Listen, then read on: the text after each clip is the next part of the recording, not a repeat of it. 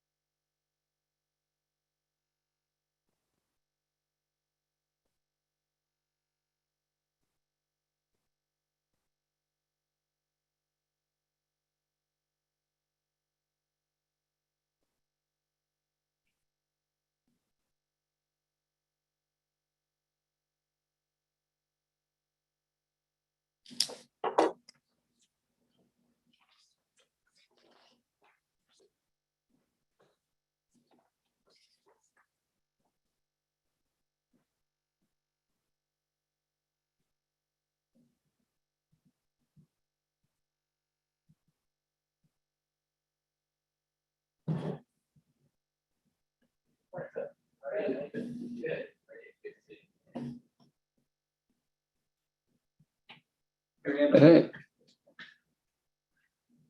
Sorry, I was looking at Jennifer had to go. I was looking at an old invite. I was down in the Jefferson room. I was like, whoa, is here? this is off.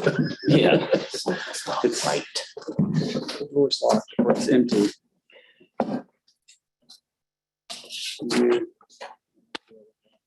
Oh, thank you. Hey, Greg. Hey, Jennifer. Sorry, but for the confusion. No, I'm sorry. You should be. No. Thanks. Okay, well, I have a few people that are in a waiting room. I'm going to go ahead and pull them over. Okay. I don't even know who else is coming. Oh. Let's hope we have a quorum.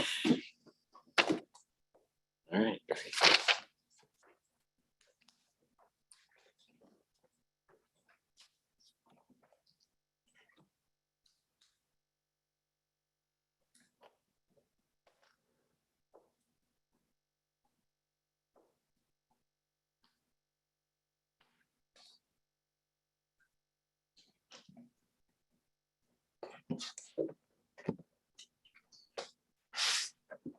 Hi, Susie. Welcome. Hi there. I wasn't sure if I was supposed to come over to you guys or not, but I'm here virtually. All right. No, We hear you fine. We hear you just fine. Excellent. This was an on-site optional meeting with if it to try to accommodate everyone at the moment with near and far. Oh, that totally makes sense. And I should have just reached out and asked, but it is actually much better for me to be virtual today if it's okay with all of you. So Absolutely. We have started the recording and we are live streaming and we have posted the link to the website. Thank you, Dwayne. You're welcome.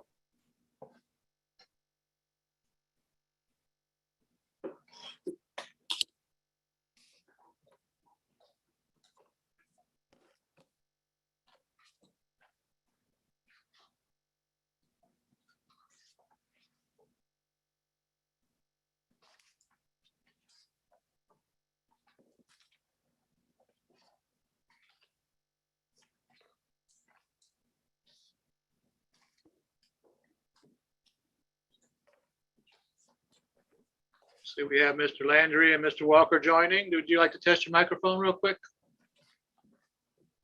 Testing 1, 2, 3. It's Brian Landry. Yep, we hear you. Got it. Testing 1, 2, 3 is Tavares Walker. All right, we hear you fine. Thank you.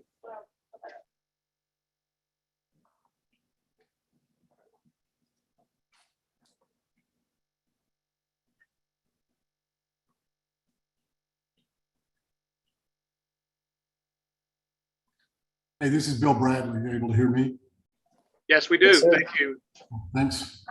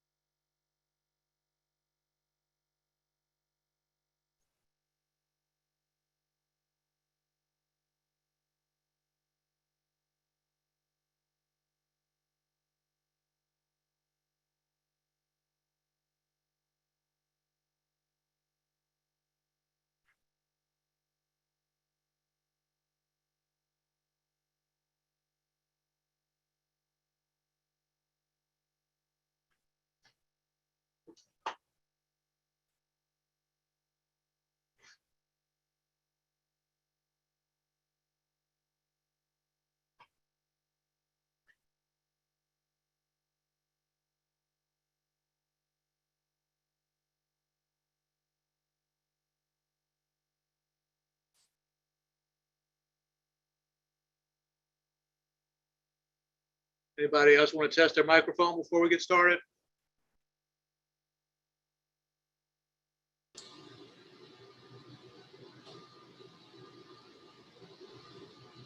We have Geis and Bradley joining us. Good morning. Good morning. We hear you fine. Yeah, this is Bill Bradley. Yep, Okay. yeah, we hear you fine, Bill. Thanks.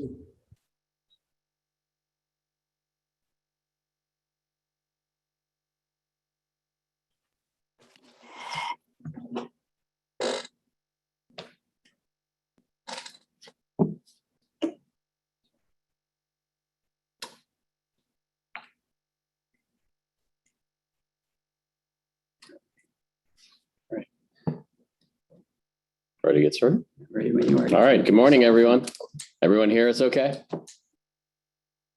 Great. All right. Well, thank you very much and welcome to the quarterly Cybersecurity Education Management Council meeting per protocol. This meeting is a public meeting, so public comments can be made during today's meeting via open conference call 877-336-1831, access code 988-1784#. That information is on the meeting agenda and is posted on the Regents website, regents.la.gov. Any public comments received will be read during the meeting, and all public comments must include an agenda item number, a name, and a brief statement, and public comments are limited to 3 minutes per comment. And I believe we are YouTube streaming. Is that correct? So, Yes, that's correct. great.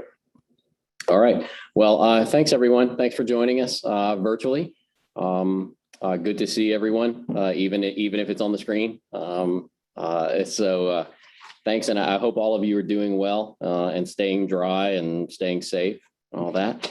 So if it's all right, Randall or Dr. Coleman, whom we'll introduce in just a moment, maybe if we can get roll call done. All right, yes, sir.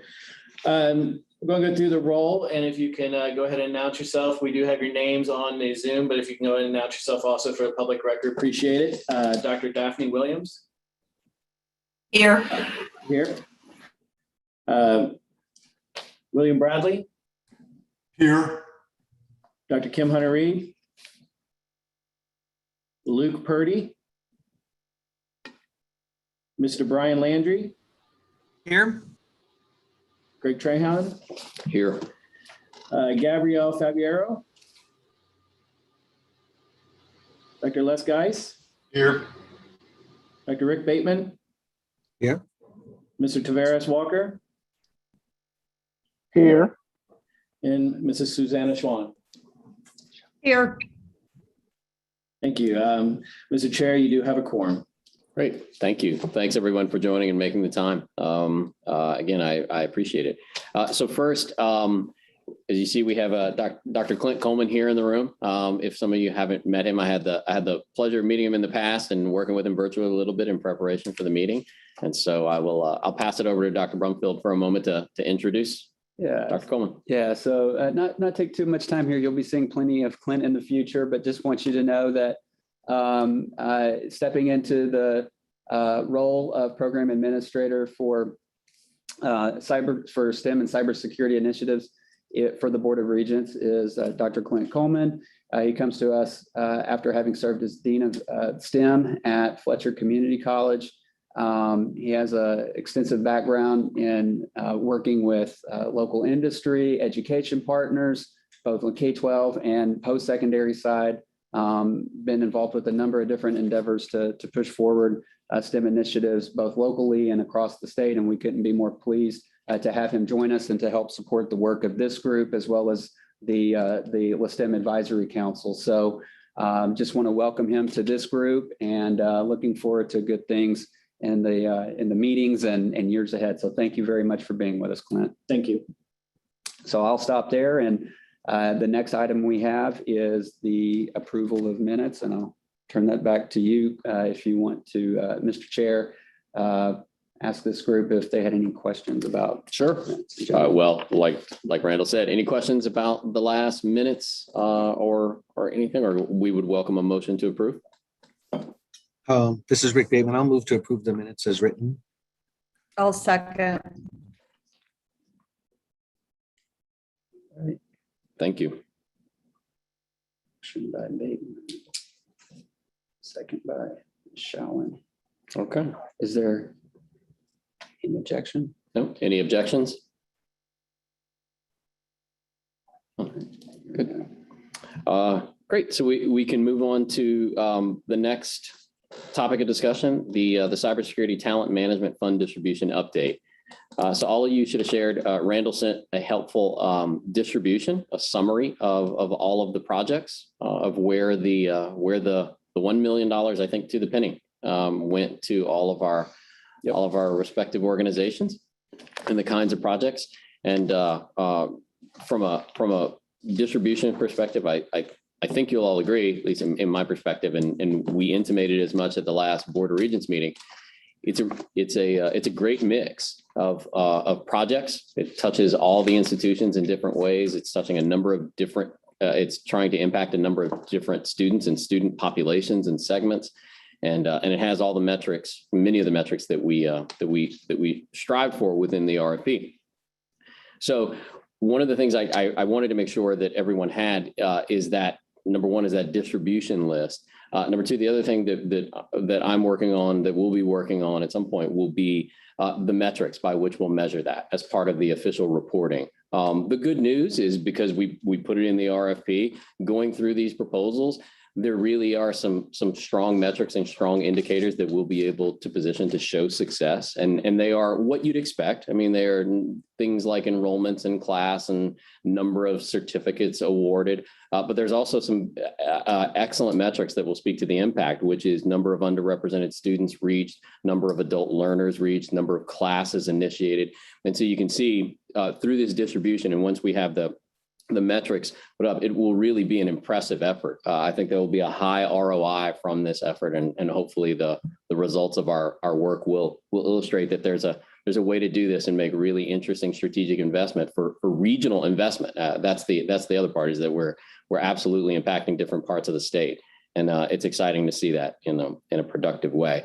So I just wanted to throw that out there as a preface, and preface some of that, and see if there were any questions, any thoughts on the distribution, and just know that we'll be putting some of this in a more formal way on the website. Like I said, including some of the metrics. But if anyone had any questions or thoughts, I'd welcome those. If I may share an update. Sure, please do. On this. The interagency transfers to the institutions have been completed, to my knowledge. I do believe we may have had one executed agreement come in today, incidentally. But if I'm not mistaken, all of these have been processed according to our fiscal staff. For the record, there was, after the awarding, a remaining balance of $2,929 that was distributed as supplemental across the 8 programs that were awarded. And that total came to an additional $366.12. So just for this group's edification, that it knows that these monies have been forwarded on to the institutions to carry out the work. So it is moving forward as anticipated. Great. And I thank your respective institutions. In less than a year, it looks like we were able to form the group, initiate the RFP, solicit proposals, receive proposals, evaluate them, score them, and execute contracts and disperse funds. So that's pretty good from a state perspective, at least from my institution's perspective. That's not the normal speed we move. So congrats and thanks again, everybody, to your work. I know some of this wasn't easy. Randall, any other concerns with the funds other than everyone's there and everyone's starting to work on the projects? Yep. At this point, there's been no there's been no issues or concerns raised by the institutions that receive these funds. And follow-up has been provided with all institutions that made applications. So just be aware that we have messaged everybody that was interested in this endeavor, and have committed to remaining in contact with them moving forward should other opportunities arise. So again, just wanted to let you guys know that there's been, at least from my perspective anyway, a pretty seamless process and workflow involved with this on both ends, both with the board office as well as with the systems and institutions. So thank you, Randall. And I would again open up the floor if anyone has any comments or questions or feedback on this, on the process, on the distribution, on even if you at your respective institutions, if you have an update that you thought might be relevant for the group. I know it's only been a couple months since we've awarded some of these funds. I can tell you anecdotally from our institution, I heard anecdotally that our investigator has begun work. So I know that they're moving quickly. If anyone has any updates from their perspective, we'd welcome that. Greg, I'll just comment. I haven't heard of the money. I know our people are already working on it though. So good work. Thank you. So if there are no other items on that, and like I said, what we'll be doing is we'll be putting that in a more formal way on the website for public consumption. I'm working on sort of a scoring sheet that I will circulate internally among our group so that we all have, for lack of a better term, talking points. So we're all agreeing on the same numbers so that when someone says, hey, what did you work on within this council? We really have a good set of easily readable metrics so that people can understand what types of projects we were able to support and what type of student populations we are hoping to impact. So we'll be circulating that soon in advance of the next meeting. Moving on, the priorities for fiscal year 21-22 allocation. So this is the meat of the conversation today. Randall, Dr. Brumfield informed me not too long ago that that this fund, and I hope I say it correctly, but this fund, the fund that was initiated the previous year through the legislature has received an additional $1 million in funding already, which is fantastic. It underscores the legislative support and the statewide support for this kind of initiative. I would hope it might be some sort of indication of the success that someone recognized that we were hopefully doing something good, productive with the money. But even in the absence of that, it really is nice to be able to look at that and know that this was not a one-time shot. It might be a two-time shot, but we do have the ability to continue supporting some of these programs.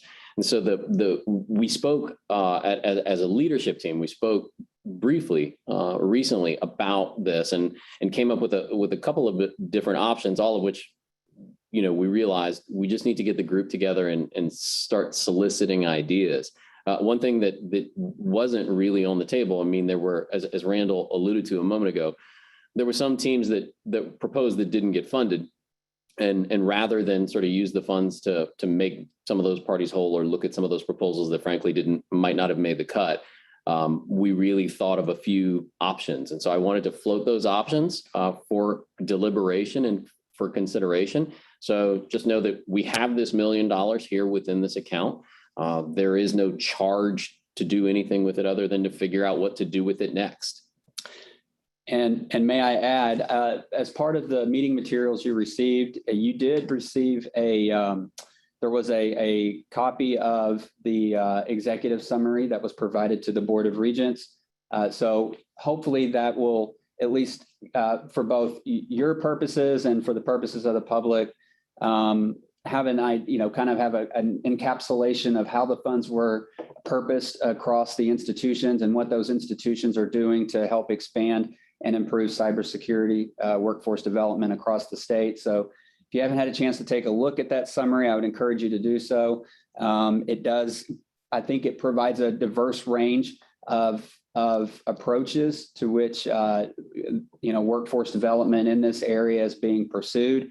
And so as you think about what this allocation for the 22 fiscal year might provide for, that should help provide some additional context. That those descriptions, those different types of investments being made should provide a little bit of guidance as to how this body wants to consider managing and using those funds for this fiscal year. So just a little bit of commentary on my part as you think about this.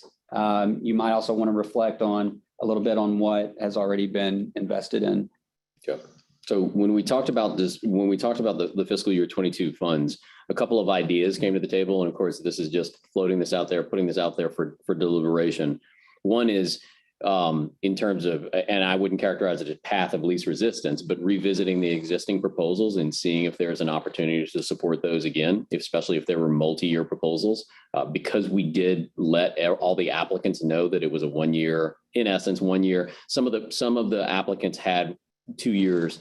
So there's an opportunity to almost plus up or continue supporting some of those programs.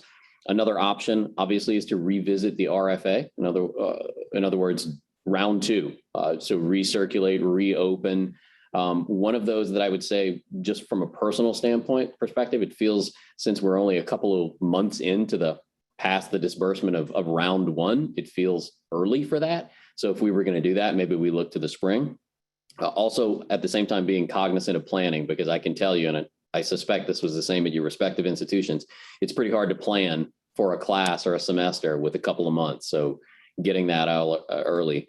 The other option would be, or one other option might be to take the funds and select some of them and park them in another kind of RFA. We called it, we used, for lack of a better term, a quick strike RFA. Susie and Clint were talking about maybe pushing something through the STEM centers. In other words, looking for a new place to find ideas while reserving some of the funds to continue supporting existing. So none of those were prescriptive. I'm simply just throwing out there that we have another $1 million. And so given that you all have your institutions, and Brian, when you think about how LCA would like to benefit from this, and there are other populations that we'd love to reach and impact. So I'm opening the floor for thoughts on what it is that this council should do moving forward with the opportunity to further impact workforce.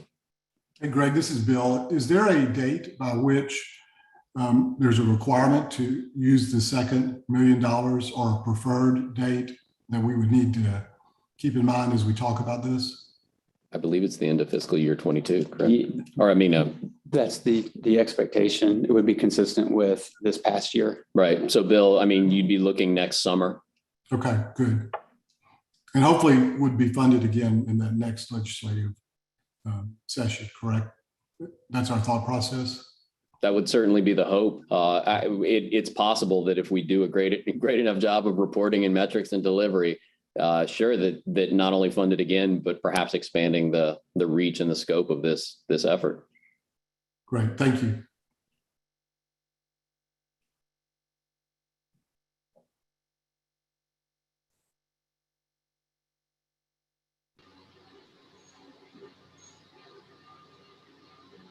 So this is Les, guys. I appreciate the ideas that you've recommended, and I think we could certainly consider each of those, or a combination for sure. I do know that a lot of times you get something started, and for it to be successful, you need to sustain efforts over a period of time. I think if we go down that path, people would need, in my view, to submit something of how they plan to do that. It still would not, in my view, just be automatic, but have people show, what they're going to do beyond what they've already initiated. But, in the end, what we want to see, what I'd like to see, is these kind of programs be sustained across the state. And that's the only way we can address the workforce needs, is to do that. And to add other programs too, to those that want to participate. So I like the idea of opening it up to others as well.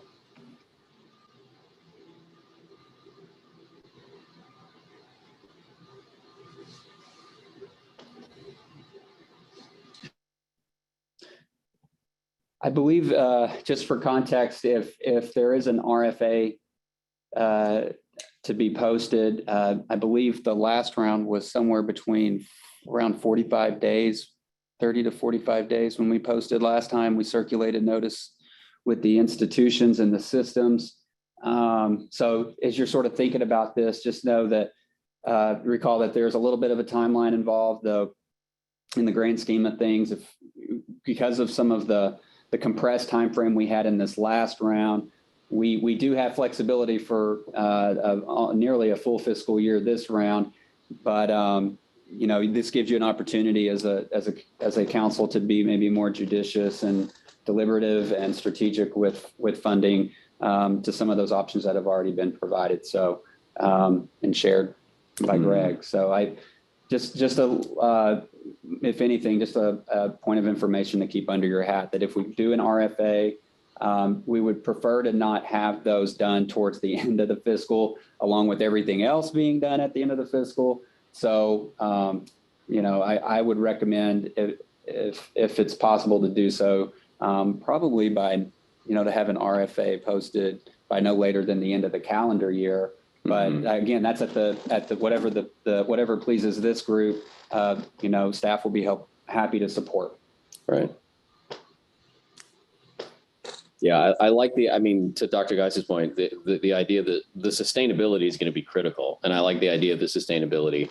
And it would be one of those things where absolutely it would warrant some sort of supplemental ask or an augmentation of your existing plan. But this is where my concern is we're only 2 months in. And so even though we have metrics, we don't have any indications of performance. So you'd want something to suggest that I wouldn't want anyone to ask for money unless they could demonstrate that they'd done something with the money that we gave them in the first place. The other thing that I like, and we didn't get any bad ideas.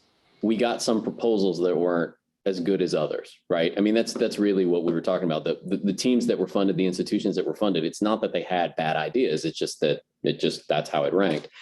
And so I also like the idea of continuing to make sure that as many institutions in as many regions around the state have an opportunity to do something in this space, even if it's with a small set of students or adult learners. So I am partial of some sort of RFA, and the last time it was just sort of open season, open field, and maybe we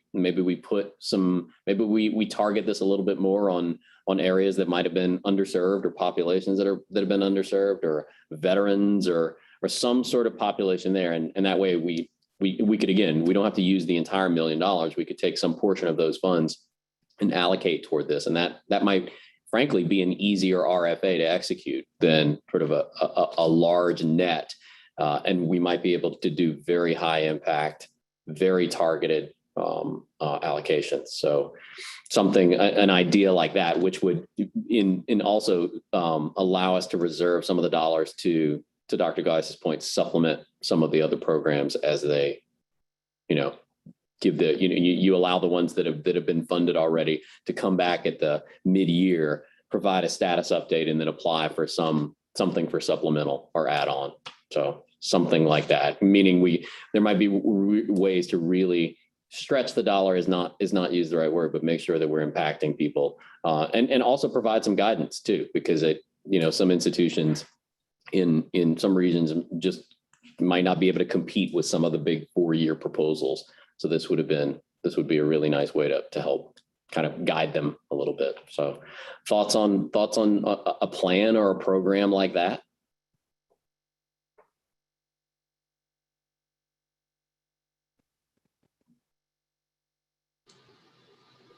I like it. Sounds like a motion. No, I'm being facetious. So this is Rick, and I'll add that, I like the idea of a quick strike approach to get some of those dollars out and moving the needle. I really do like that. And if those dollars could be targeted to folks that maybe didn't have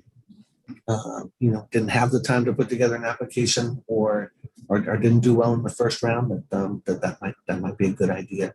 But I also really appreciate the conversation around performance.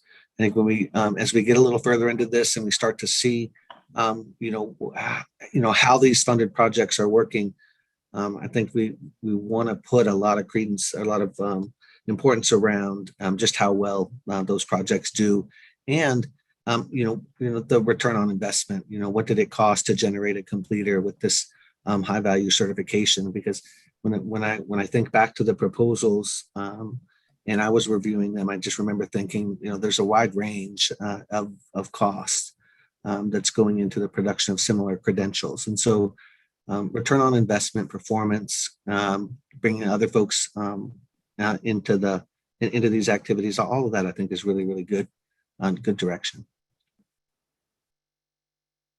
I think performance is going to be critical. I mean, to Bill's point earlier about the expectation to get funded, if the 1 million turns into 2 million, 5 million, it'll be based on the ROI.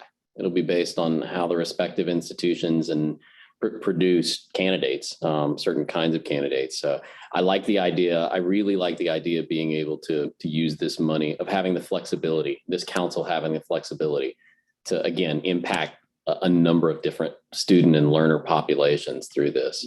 the performance metrics will be a big deal. I'm in terms of quick strike. I mean, I called it quick strike for lack of a better term.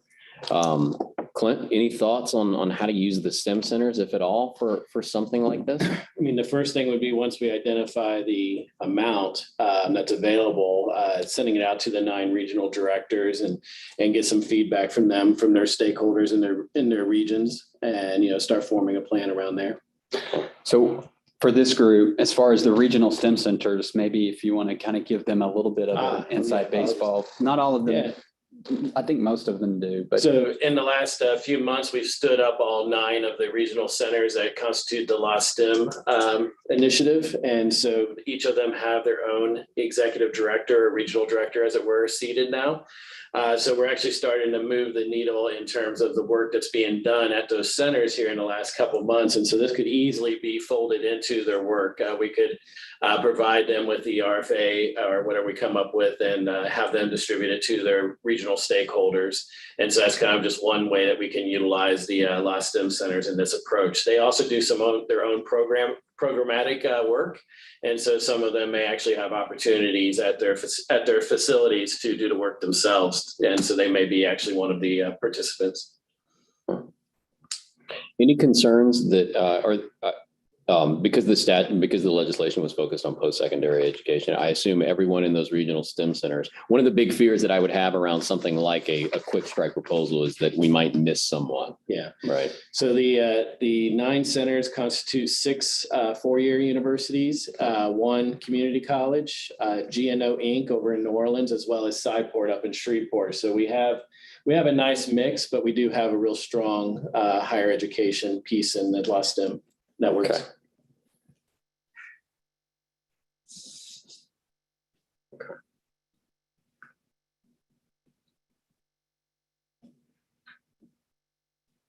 So, any other thoughts on something like this? I mean, maybe we could circulate a proposal among the group that at least notionally we will look to put some dollars towards sustainment, predicated on performance and updates with a sustainment plan, right? Something for the existing awardees, and then set aside some dollars, and whether they go through an RFA process or that RFA process goes through LSTEM, maybe it's just determining what number we want to allocate towards that effort.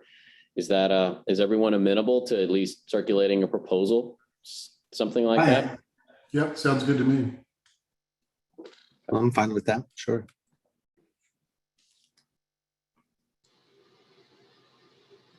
That's fine. I do think the STEM centers would need to ensure that they understand the terminology of cyber that was included in the legislative language. Yep.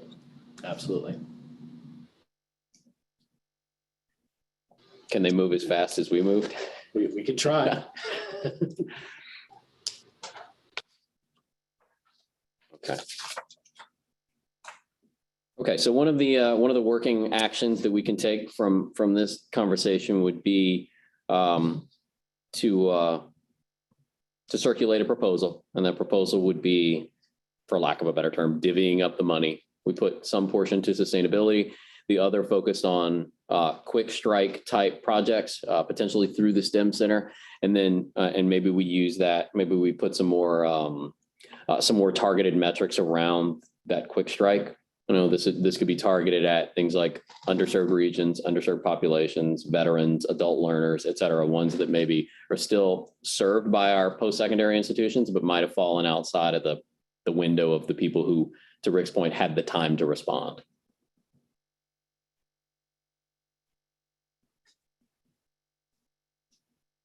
Okay. Excuse me, I have a question. I just want to be certain that I understand. So for the quick strike, let me turn my camera on, sorry. For the quick strike that you're talking about, I want to be certain that I understand. You said that it's going to be for those, explain that again one more time for me. So I would, Sure. because you said that it has something to do with the length of time that people had to apply, but because we have the full fiscal year this time, we can determine how much time people have to apply. So that, I don't know that that is actually relevant this time, because if we post the RFA by the end of this academic year, I mean, not this academic year, this year, this calendar year, then people do have time to apply. So I don't understand. Yeah, so quick strike's a misnomer, right? I mean, it is, like I said, for lack of a better term. But let's say that we opened up the RFA. One of the things that I heard anecdotally, Daphne, from some of the institutions that applied, was because we had to move so fast within the spring, that especially for institutions who were standing up courses, giving somebody 2 to 3 months to stand up a course wasn't enough time. And so you're correct, we have the entirety of the calendar year. But if someone's standing up a course, I think something like a 6 to 8 month window is appropriate. And you're right, we do have the entire calendar year. I just want to be cognizant of the institutions, and I would defer to the institutions. I mean, if an institution wants to say, I'll apply up until July 31st and I can stand up a course on September 1st, that's great. But you're right, I would still, so forget the quick strike terminology. I would just say that, yeah, that we have some portion of money. I think what we're proposing is some portion of dollars that we are proposing be allocated to maybe institutions we didn't reach in the original round, right? It would be targeted towards those institutions that either weren't funded or didn't have an opportunity to submit. So we intentionally. But they would still have an opportunity. Yeah, but they would still have an opportunity to submit. I don't know. I don't understand why we would separate that out if everyone has the same opportunity to submit, and they have even more time than they did last year. Because I think we posted that proposal, that RFA, in what, April or March, it was very close to the end of the academic year. But this time we don't have to do that. So everyone would have the same opportunity to apply. So I don't understand why we would separate that out. I'm just, especially if we're talking about time as an issue, because that I don't see that would be an issue, because we could make it not be an issue. Right, right. So if we're talking about those organizations and those institutions and those entities that didn't have time to prepare an RFA last year, well, the circumstances were different. They would have time this year. So I don't see why we would need to do that. Like I sure. may just be, No, of course. It's really part of the, I think part of the discussion, I think part of the decision that this council has to decide is let's assume, to Bill's point, let's assume that we get funded year over year over year. Is the exercise for us going to be is our cycle going to be kind of like a rinse and repeat every year, an RFA? You know, meaning that what the council does is it takes money and then distributes it through some RFA, and it's sort of it's an open season to all institutions to do something in cyber. And that's really, I mean, this is the right discussion. This is absolutely the discussion to have. I was throwing out a proposal, but I'll be honest. I mean, I don't have an opinion. It's the council on how the council thinks this is how we best targeting the spirit of the legislature. And if it is sort of this RFA exercise every year that we're doing sort of the same thing, great. I mean, it's the same way that most of the federal agencies work. I'm open to these suggestions, and really it's just that we're satisfying the requirements of the legislation. So right. Sure. That was all. I just don't know that it's necessary to parcel it up in that manner, because right. everyone still has the same opportunity to apply. So, yeah. But anyway, that was my opinion. Yeah, I mean, one of the things that I saw, and this is, again, Daphne, this would be my personal experience, is just looking at some of the proposals. It did look like some of the institutions, frankly, just have more resources to do proposal development. Mm-hmm. You know, and so that shows in some of that, and just some of the polish on some of that. And so that's where I thought that there might be an opportunity to make sure that those institutions that didn't have, especially an else, I think, Clint, at one point you had asked me about one of those from one of the LCTCS organizations, and someone from whom historically doesn't submit these kinds of proposals, and to make sure that there's a chance that you're not being, washed away by some of the other institutions' abilities to very quickly mobilize a bunch of proposal development. I can add color to that. While I was dean at Fletcher in STEM, we got this opportunity. We've seen the RFA, and we were planning on building cybersecurity into our curriculum there, as well as working with Lafouche for their marine cybersecurity. And so we had a lot of ideas. We just didn't have the lack of a better word, the people power to put that proposal together in such a quick turnaround time. So that's just to give a little color to what Greg was talking about. So there are some other institutions out there that could benefit if they had a little bit more runway.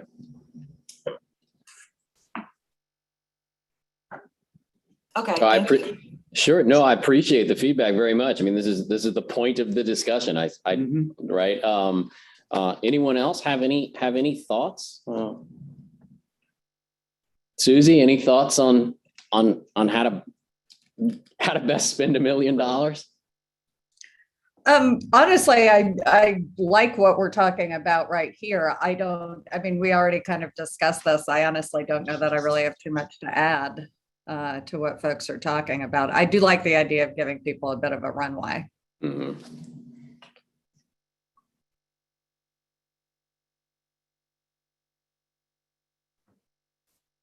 Well, in terms of resolving, Daphne, I would think, we talked about circulating a proposal.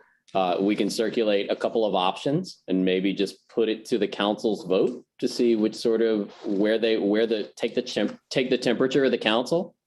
Okay. And give an opportunity to take an internal temperature, evaluate some of those pros and cons. And you are right. We're blessed to have the opportunity of that runway, and we're the beneficiaries of the benefits of that success is that we also have time, right? Meaning that we know that we can execute an RFA pretty quickly. So even if it were targeted at mid-year or early spring, it could still give plenty of time to those institutions, and we can figure out. It's a luxury. We get to figure out exactly where we want to put that. So as part of that, right, so that it is fair to those institutions that don't necessarily have the resources to develop a proposal quickly. We don't ask them to do that. Right, that's right. Give them time to do it. Well said. Well said. So that's I think that's a great next step, and I'd be happy to do that. Would be to take the temperature of the council and circulate a couple of ideas, and see where that shakes out, and then take that and then we can announce our plans or figure out a way to execute on what the council would like to do. Are you amenable to that? I am. Thank you. Sure. Thank you. Okay. So staff will draft a document to share? Is that what I hear in consultation with the council's leadership? Yeah. So what I can do is, at least as one action item here, is I can put together a quick summary of what I think. We'll circulate that, and you and Jennifer can put together something to circulate with the group. And it could just be an internal straw poll. No one has to see, just for the council members to working item. Yeah, a working document, just like we did for the RFA, to chime in and add their feedback. And that way we can get some consensus around what it is that we want to do or have the opportunity to do with the funding. And I would encourage Brian, I know you're on the call. This would be, if there's an opportunity to further involve some of the LCA or the industry here, this would be also a great opportunity. Okay, definitely. And we'll check on the, we want to make sure that if another meeting is necessitated, that we make arrangements for that, similar to this meeting. So, I think when we had basically a working meeting on the RFA itself, that might be a little different than deciding on how funds are to be expended in the coming year. So as a result, because of the fiduciary responsibility of this council, that would be a meeting that would be a special meeting, no different than how we would conduct a regular meeting, quarterly meeting. Right. So, yeah, and that's fine. I mean, when we built the RFA, we shared a working document. I think that's what we would do here, is share a working document just to generate ideas. And if and when it became we needed to formally declare what it was, our intentions with regards to the money, that's when we move forward with that. Okay. So if everyone's okay with that next step, we'll move on. Great. So in terms of program performance assessment metrics, which we've been talking about and Rick spoke about directly, the other thing that I'm working on is I did go through all the proposals and I tried to pull together, and I apologize, I don't have it in a formal way to share. It's kind of it's pretty messy, but it is a summary of what everyone said they were going to measure themselves by. And there, as I said, there was some consensus, but there's some really interesting indicators there that we should continue to use. So I'm going to circulate again internally with the group, for lack of a better term, a cheat sheet. Just here's how the different institutions are saying they're going to measure their performance, and irrespective of which way we go with the funding, this will be useful to have as council members when someone's talking about what did the council work on. You'll have some sense of how the institutions are measuring themselves. It is different among institutions. So Rick, one thing that might be interesting is, Bossier, BIPSI, and Louisiana Tech are measuring themselves by different metrics, right? So it's going to be hard to achieve some sort of, oh, well, someone did better than the others. It'll kind of be benchmarking against what you declared. And it was the council's job to sort of say, yes, that is an appropriate measurement based on your proposal. So I'll be circulating a sheet soon that has that. And I would encourage everyone to take a look at those. And if you have any questions about those metrics, then we can revisit that too.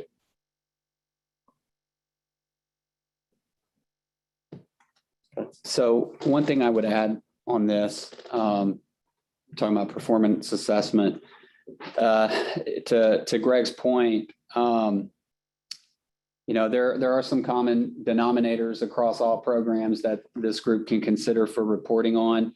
The legislation does require a report to be transmitted to the legislature with regard to how funds are used. That includes the distribution method, the list of degree and certificate programs that are supported by the fund, what those final distribution amounts are, as well as, it's enumerated in the legislation, the number of jobs created as a result of the distribution and the method and data that is used to determine the reported number of those jobs created. So that's verbatim from the legislation. So, I think that we just probably need to achieve clarity on what that is and on what's intended.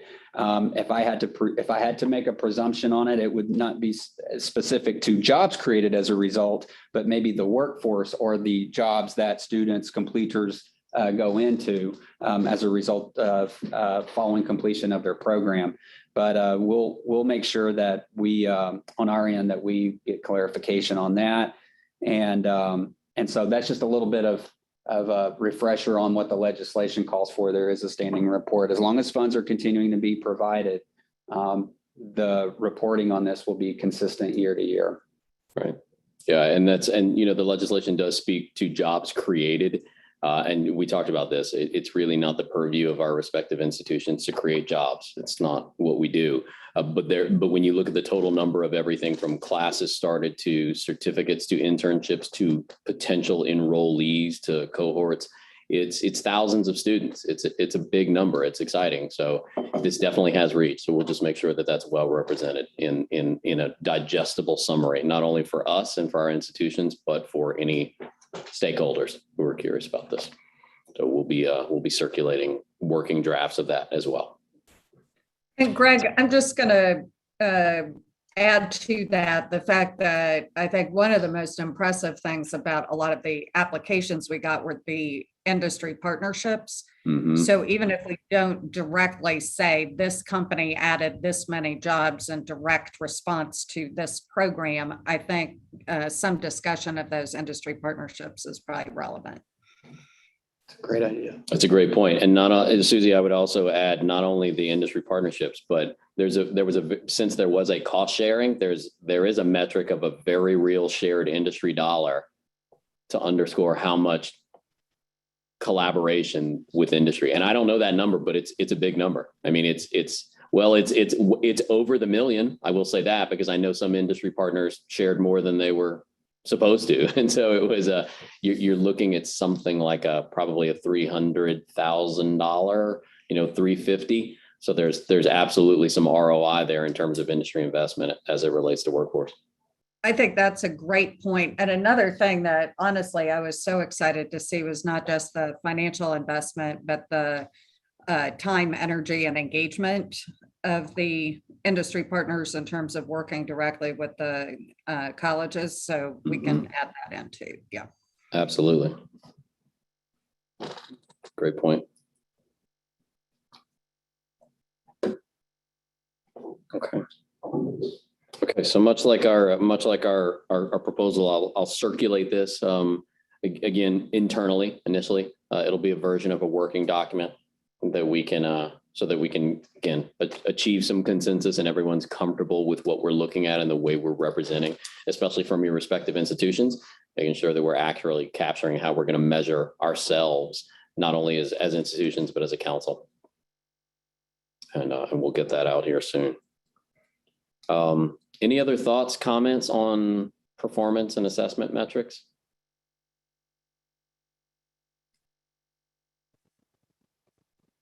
All right, great.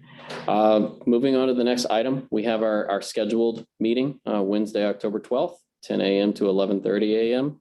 90 minutes is a long time. Hopefully we're I think 60 minutes, although this one, depending on how the proposals shake out, to Randall's point, this may be a bit of a good working group at this time, and this may be prepping us for an RFA process in mid-year. So we'll know that soon based on how the council shakes out from their feedback. But I don't know if there's anything to add other than the meeting has been scheduled. Yeah, the only thing is that if this group wants to schedule a special meeting based on feedback with the document, whatever is determined appropriate, staff will support pulling that together. Okay. Yeah. All right. Well, if need be, then we can connect with everyone and see if we can get that on the calendar. Moving on, any other business, any other concerns, any other considerations, thoughts from the council?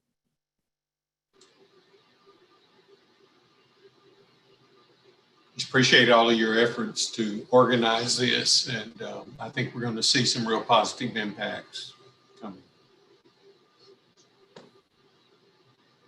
I agree. All right. Because Dr. Guy spoke up, I believe that makes him the new chair. Is that right? I second that. We'll make sure that gets in the minutes. No. No, well, thanks for the opportunity. And if there's no additional business, I will invite a motion to adjourn. And otherwise, we have some definite follow-up, and you'll see some of that here soon in the next few weeks. So moved. Second. All right. All right. Well, thank you, everyone. I appreciate it. Thanks for joining us virtually, and have a great day. All right, All thanks. right, take care. Appreciate it. Thanks. Bye-bye.